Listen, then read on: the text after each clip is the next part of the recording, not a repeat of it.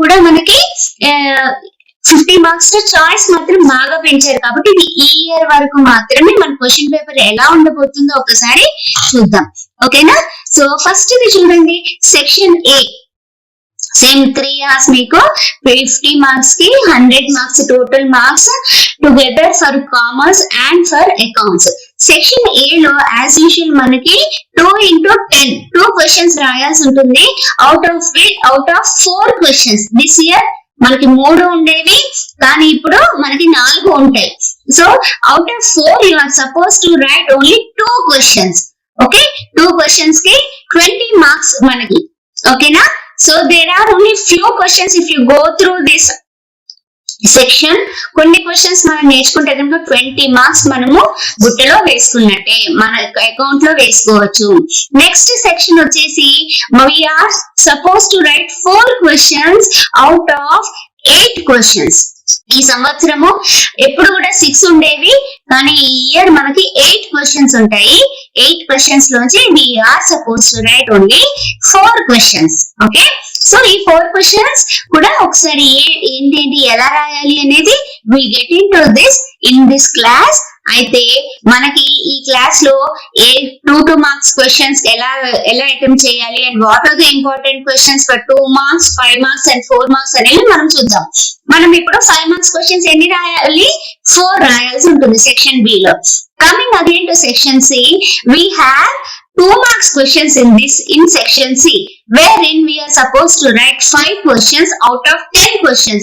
10 questions will be given to you and you are supposed to write only 5 questions. Okay, of 5 marks each. As in other subjects like civics and economics, you will be writing only 2 marks. So the similar way first year lo manam రాసినట్టుగానే ఇక్కడ కూడా same అదే పద్ధతిలో రాయాలి. మనకి 2 marks కాబట్టి మంచి scoring. Okay, మన second year syllabus వాస్తవంగా చెప్పాలి అని అంటే it's really damn easy. It's not that difficult to score than in first years you are new to the subject. Now that you got used to the second year commerce part and accountancy part, it will be very easy for you to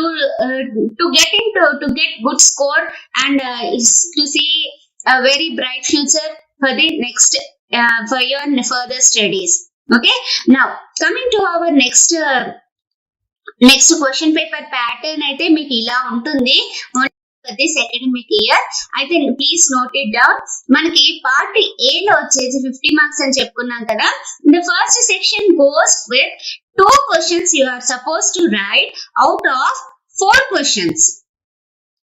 okay, మనకి ఈ year ఎప్పుడు కూడా 3 questions ఇచ్చేవాళ్ళు, 3 questions ఇచ్చేవాళ్ళు కదా. So 3 లో నుంచి 2 రాయాలి. సో నేను unit wise now we will deal with unit wise as to ఒక్కొక్క యూనిట్ లో నుంచి 10 మార్క్స్ క్వశ్చన్స్ ఏ ఉన్నాయి అనేవి we have listed it out. So we will see now. First unit ఏంటి అని అంటే what are the first unit goes with financial market and capital market, stock exchange and all. So ఈ stock exchange గురించి, financial market లో ఇవన్నీ చూసుకున్నట్లయితే what are the differences between money market and capital market. Okay, ఈ question కి answer ఎలా రాయాలి అనేది ఒకసారి చూద్దాము. మనకి తెలుగులో ఈ క్వశ్చన్ ఏంటి అని అంటే మనీ మార్కెట్, ద్రవ్య మార్కెట్ కి మూలధన మార్కెట్ కి మధ్య గల తేడాలు ఏమిటి. Okay, the question will be asked in such a way that you are supposed to write the differences between money market and capital market. So ఈ క్వశ్చన్ కి మనకి ఏం రాస్తాము? Differences between money market and capital market అంటే answer దీనికి ఏం రాయాలి?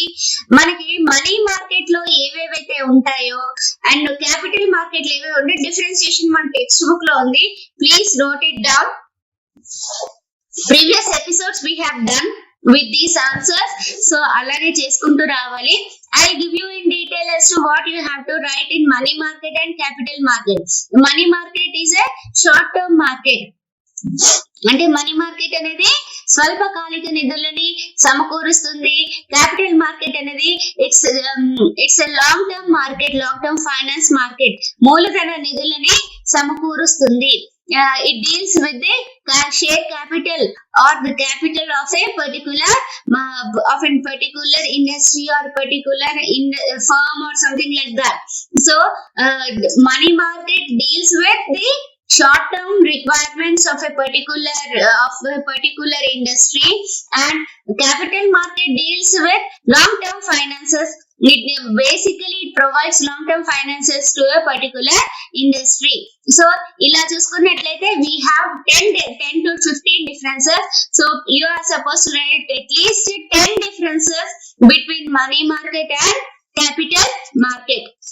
Okay, next, what is stock exchange? Explain its functions. Stock exchange and its functions అంటే మనకి స్టాక్ ఎక్స్చేంజ్ అనగానేమి అని రాయాలి. So the second question is what is stock exchange అనగానేమి, దాని విధులను తెలపండి. స్టాక్ ఎక్స్చేంజ్ అంటే ఏంటి? Now the stock exchange deals basically with the shares which provides capital to the industries, to the companies. So మనం ఇక్కడ స్టాక్ ఎక్స్చేంజ్ అంటే meaning రాయాల్సి ఉంటుంది. whenever the question is asked in such a way, what is stock exchange, 2 marks will be allotted for such questions. Direct ga functions and adigithe ganaka directly you can get into functions, but whenever such type of question comes, you are supposed to write the meaning and then go for the functions. Okay, it gives a good impression for the evaluator to allot whole marks to you. Okay, so what is ikkada manam em rastamu, what is stock exchange and explain its functions అని ఉన్న దానికి question కి stock exchange అంటే ఏమిటో మనం రాయాలి, and functions అని ఏంటి దాని విధులను మనము తెలియజేయవలసి ఉంటుంది. we are supposed to write the functions of stock market. మన టెక్స్ట్ బుక్ లో ఉన్నాయి, there are 10 functions of stock market, so you have to write these 10 functions. 10 విధులను మనము రాయవలసి ఉంటుంది.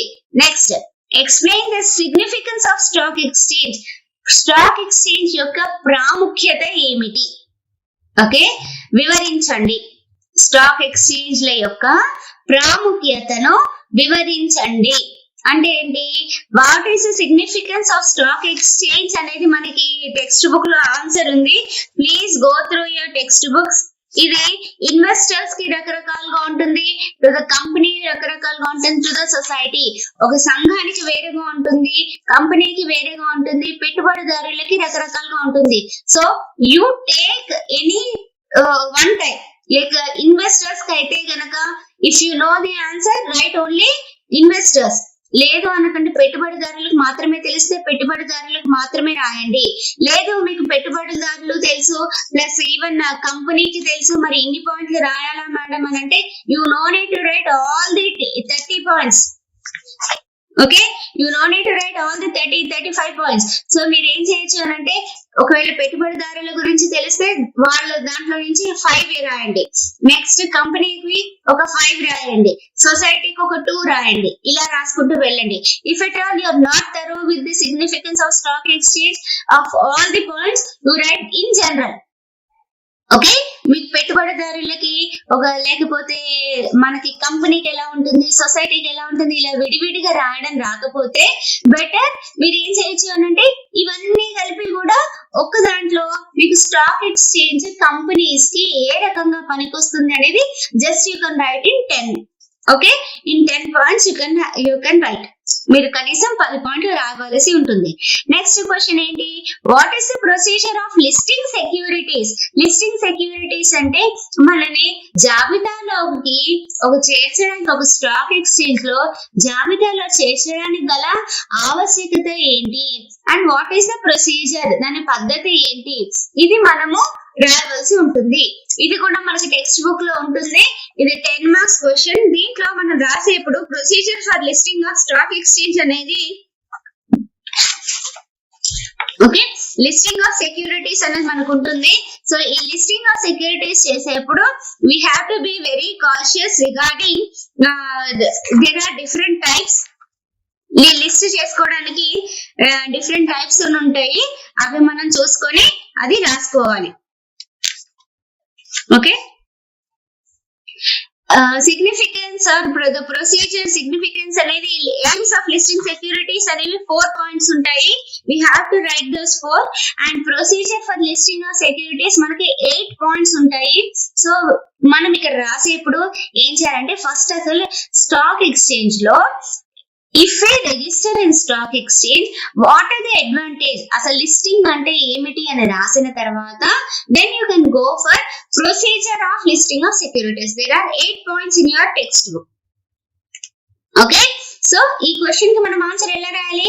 First you have to write what is the procedure for why we should list the securities in the stock exchange and then we have to go for procedure that those 8 points we have to mention.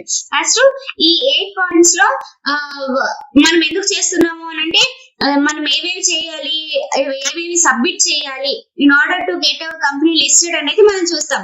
We need memorandum of association, we need articles of association, we need prospectus, we need directors reports, balance sheet, ఇవన్నీ మనకి అవసరం ఉంటాయి కాబట్టి we have to right all those things and we have to right even the capital structure.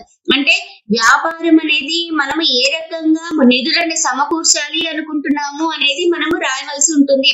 Even that has to be displayed, that has to be given to the stock exchange for listing of securities and company's previous balance sheets, company's previous record as to how they have what is the record as to how they have earned the profits and or what are the profits they have earned and how they have been distributed. All these things have to be disclosed to the stock exchange in order to get listing in the stock exchange. Okay, so the 8 points rastu first thing ee answer ki manam em cheyali first manaki listing of securities ante ento rasi then we should go for procedure of listing of securities. Next question enti ante what is SEBI, what are its functions and powers? Is SEBI ante enti Securities Exchange Board of India and what are its functions and powers manaki unnai. So you have to write those both functions and powers. Okay, so when we are writing right now for your as per this academic year we don't have this question, sorry, we don't have this SEBI, what are its functions and powers. So we can go with the first unit lo nunchi 4 questions lo nunchi edaina meeku oka question vache avakasam untundi. And one more question most probably asked is regarding what is money market and explain its functions ane question kuda untundi that we have dealt in 5 marks questions that may be given for 5 marks or that may be given for 10 marks. Okay, so these are the questions, expected questions from unit 1 in your final exam for this academic year. Okay, unit 1 lonchi we will be getting one short 10 marks question. So read only these 4. This 5th one it's not that important, so you read only these 4 questions for which you can score short of 10 marks. You can assure 10 marks for yourself. Next, unit 2 వచ్చేసి the question most probably asked is define banking and explain the functions of banks. Define banking అంటే ఏంటి, banking అనగానేమి, banking యొక్క విధులను తెలియచేయండి అనే question అడుగుతూ ఉంటారు. అయితే మనకి ఈ బ్యాంకింగ్ విధులు అనేది 2 రకాలుగా ఉంటాయి. దోస్ ఆర్ ప్రాథమిక విధులు, ద్వితీయ విధులు అని అంటాం. అంటే primary functions and secondary functions of banks. So when we are writing, we have to specify. When the question does not specify the functions of the banks, ante ప్రాథమిక విధులా లేకపోతే సెకండరీ విధులా అని అడగకుండా directly they may ask what are the functions of banks అన్నప్పుడు you can write any 5 functions of primary functions and any 5 functions of secondary functions. Okay, is that clear? So మనము primary functions ప్రాథమిక విధుల్లో నుంచి ఒక 5 రాయొచ్చు. Next secondary functions అని అంటే ద్వితీయ విధుల్లో నుంచి కూడా ఒక 5 రాయవచ్చు. So explain the primary functions and explain the secondary functions. ఇవి మనకు సెపరేట్ గా కూడా అడిగే అవకాశం ఉంటది. There you have to write irrespective whether they ask in the question paper or regarding the banking అనే టర్మ్ అడగకపోయినా కానీ please right down what is banking, banking అంటే ఏంటో అని రాసి now you can go for rating the functions of banks. ప్రాథమిక విధులని మనము తెలియజేసుకోవచ్చు. ఓకేనా? సో దీని వల్ల మనకు ఒక మంచి ఇంప్రెషన్, ఒక ఎగ్జామినర్ కి రాసే వాళ్ళ పైన ఒక మంచి ఇంప్రెషన్ ఉంటుంది, మీకు మంచి స్కోర్ వచ్చే అవకాశము ఉంటుంది. Okay, so when you are writing this explain the primary functions of banks అనేది మనకు తెలిసిందే కదా. Primary functions, what are the primary functions of banks? To accept deposits and give loans. ఇదే కదా మనం ప్రైమరీగా చూసుకున్నది, acceptance of deposits and advancing loans. These we can say are the primary functions of the bank. So మనం primary functions లోకి వచ్చినట్లయితే కనుక we have 10 points. So we have to write these 10 points. Right? Accepting deposits and advancing loans. Advancing loans lo we have different types of advancing loans. So what are the types of advancing loans? Are overdraft, cash credit, discounting bills of exchange, money at call, term loan, consumer credit, creation of credit, promote the use of checks, financing internal and foreign trade, and remittance of funds. So ఈ రకంగా మనకి text book లో ఉన్న answers అన్ని మనము ఈ points అన్ని మనం రాయవలసి ఉంటుంది. ప్రైమరీ ఫంక్షన్స్ అంటే ఏంటి? ప్రాథమిక విధులు. బ్యాంక్ యొక్క ప్రాథమిక విధులు ఏంటి అని అంటే డిపాజిట్లని స్వీకరించడము, అప్పులని జారీ చేయడం. To give loans. సో ఈ లోన్స్ ఇవ్వడానికి కానీ మనకి లోన్స్ ఇచ్చే పద్ధతిలో రకరకాలుగా, అంటే ఒకటి ఓవర్ డ్రాఫ్ట్ ఉంటది, ఇంకోటి క్యాష్ క్రెడిట్ అని అంటాము, ఇంకోటి డిస్కౌంటింగ్ బిల్స్ డిస్కౌంట్ అని అంటాము, మనీ ఎట్ కాల్ మనీ అని అంటాం కదా, పిలుపు ద్రవ్యము. ఓకే, ఇవన్నీ గురించి మనము రాయవలసి ఉంటుంది in primary functions of banks. Next explain the secondary functions of banks. ద్వితీయ విధులు అంటే ఏంటో ఒకసారి చూద్దాం. ఈ ద్వితీయ విధులకి మనకి క్వశ్చన్ కి ఏమని వస్తుంది అంటే, ద్వితీయ విధుల్లో we have to write all other agency services. Agency services అంటే ఏంటి? బ్యాంక్ మన తరఫున వసూలు చేస్తుంది, బ్యాంక్ మన తరఫున పేమెంట్లు చేస్తుంది, వడ్డీలను కలెక్ట్ చేసుకుంటుంది, డిపాజిట్లను సేకరిస్తుంది, they accept checks, they pay checks, all in the favour of the customers. So మనం ఈ ఏజెన్సీ ఫంక్షన్స్ అన్ని కూడా, జనరల్ యూటిలిటీ ఫంక్షన్స్ లేదా ఏజెన్సీ సర్వీసెస్, ఇవన్నీ కూడా మనము ద్వితీయ విధులలో మనము రావలసి ఉంటుంది. ఓకేనా? Next unit 3. మన దీంట్లో నుంచి కూడా ఇంకో క్వశ్చన్, ఒక 10 మార్క్స్ క్వశ్చన్ దీని గురించి రెండిట్లోంచి ఏదైనా ఒక దాంట్లో నుంచి వస్తుంది. Next coming to our unit 3, define entrepreneur and explain the characteristics. Entrepreneur వ్యవస్థాపకుడు అనగా ఎవరు, అతని విధులను తెలియచేయండి. This question is mostly asked. Okay, so ఇది please go through these questions compulsorily.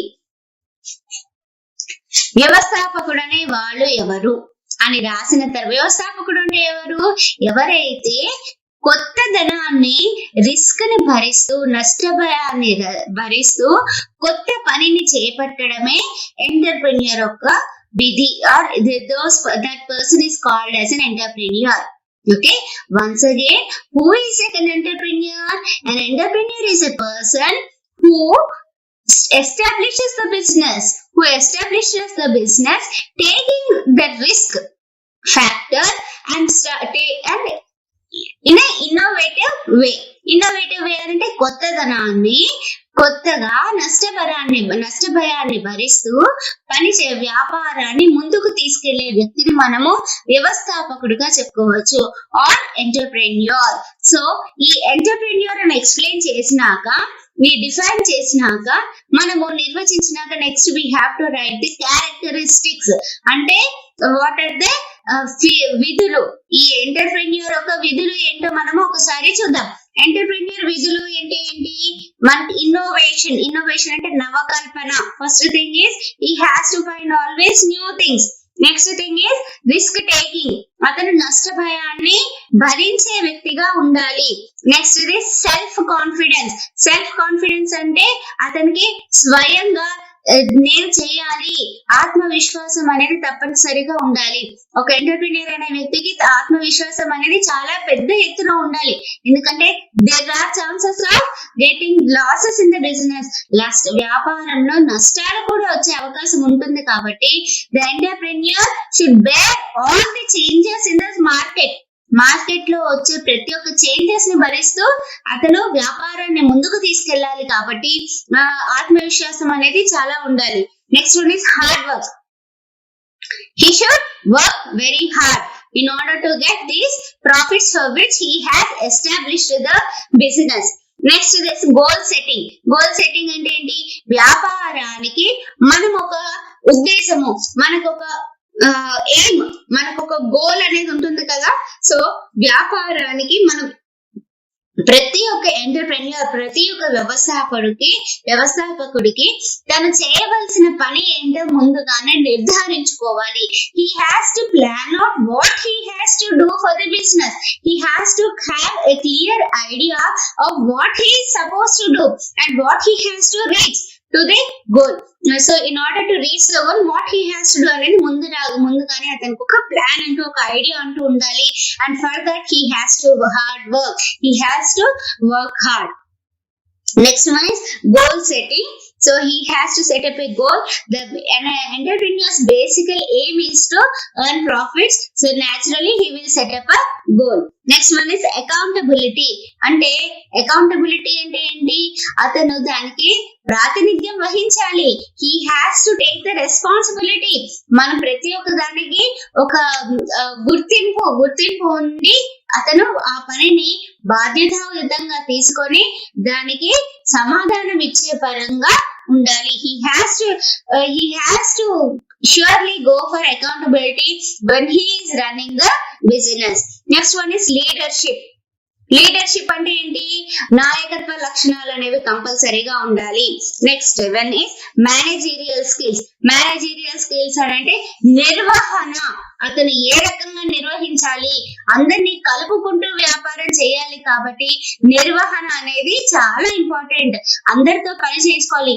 Any entrepreneur cannot do the business by himself all alone. ఒకే ఒక వ్యక్తి ఒక వ్యాపారం నడిపించలేడు, కానీ ఒక్క వ్యక్తి అందరితో కలుపుకుంటూ వ్యాపారం చేయాలి. కాబట్టి he has to possess managerial skills in order to run the business. Next one is so ఈ పాయింట్స్ అన్ని మనకి ఎంటర్ప్రెన్యూర్ క్యారెక్టరిస్టిక్స్ లో మనం చూసుకోవాలి. Next is explain the functions of entrepreneur and functions characteristics. ఇవి రెండు సాధారణంగా almost go side by side. Characteristics లో ఉన్న almost all functions will be the same. There are 5 important functions that the entrepreneur does. That is, first one is innovation. చెప్పుకున్నాం కదా, he has to find out new things. కొత్తదనాన్ని కనుక్కోవాలి. Next one is risk bearing. నష్ట భయాన్ని భరించాలి. Next one is organisation and management. నిర్వహించాలి, దాన్ని వ్యవస్థాపించాలి. Next one is business planning. వ్యాపారానికి అతను ఒక ప్లాన్ వేసుకోవాలి, ఒక ప్రణాళికని వేసుకోవాలి. Next one is decision making. These are the 5 points. Decision making అంటే నిర్ణయాలు తీసుకోవడం. సో ఈ 5 పాయింట్లని మనము ఫంక్షన్స్ ఆఫ్ ఎంటర్ప్రెన్యూర్ లో రాసుకుంటాము. నెక్స్ట్ క్వశ్చన్ వచ్చేసి explain the steps involved in the preliminary stage of setting up of a business. So వ్యాపారం ప్రారంభ దశలో మనం తీసుకోవలసిన వివిధ రకాల స్టెప్స్ ఏంటి అనేవి మనకు ఉన్నాయి. సో వాటి గురించి మనము రాయాల్సి ఉంటుంది. మనకి చాలా స్టెప్స్ ఉంటాయి. We have 12 steps. అయితే ఈ 12 స్టెప్స్ గురించి మీరు 2 లైన్స్ రాస్తే సరిపోతుంది. టోటల్ గా మీరు రాయాల్సిన అవసరం లేదు. ప్రిలిమినరీ స్టేజ్ అని ఉంటది. ఈ ప్రిలిమినరీ స్టేజ్ లో we have to write only 2 lines. ప్రతి ఒక్క దానికి 2-3 లైన్స్ రాస్తే 12 స్టెప్స్ ఉంటాయి. ఈ 12 స్టెప్స్ కూడా మనం 2 లైన్స్ రాస్తే సరిపోతుంది. First one is decision to be self employed. Next is study and scanning business environment, selection of an idea. ఇలా రకరకాలుగా ఉన్నాయి. వీటన్నిటి గురించి నేను నెక్స్ట్ క్లాస్ లో మనం చూసుకుందాము.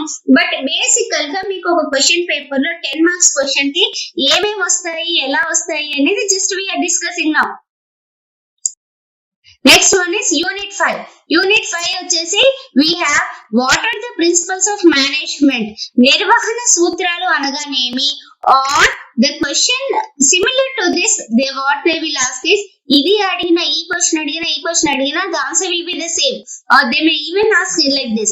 What are the contributions of Henry Fayol in the field of management? లేకపోతే హెన్రీ ఫేయల్ యొక్క నిర్వహణ సూత్రాలు తెలియచేయండి. ఇలా క్వశ్చన్ అడిగినా కానీ మీరు 14 పాయింట్స్ ఉంటాయి. ఆ 14 పాయింట్స్ మనం రాయాల్సి ఉంటుంది. నా వాట్ ఆర్ దోస్ 14 పాయింట్స్ అనేవి ఒకసారి చూద్దాం. The 14 points are for the principles of management that you have to write in your answer is that first one is division of labor, parity of authority and responsibility, discipline, unity of command, unity of direction, subordination of individual to general interest, remuneration of personnel, centralization, scalar chain, order, equity, stability of tenure of personnel, initiative, esprit de corps. So ఈ 14 points మనం రాయవలసి ఉంటుంది. నేను in our next class we will see what you have to write. Again I'll give you the points for these answers. So if already మనం discuss చేసాము, and now that you're going to college alternate day, please ఈ questions mark చేసుకొని ask your lecturers once again. If you are going to college, ask your lecturers to mark this question, to mark the answers for these questions. I'll give you 5 marks questions in the next class. Thank you.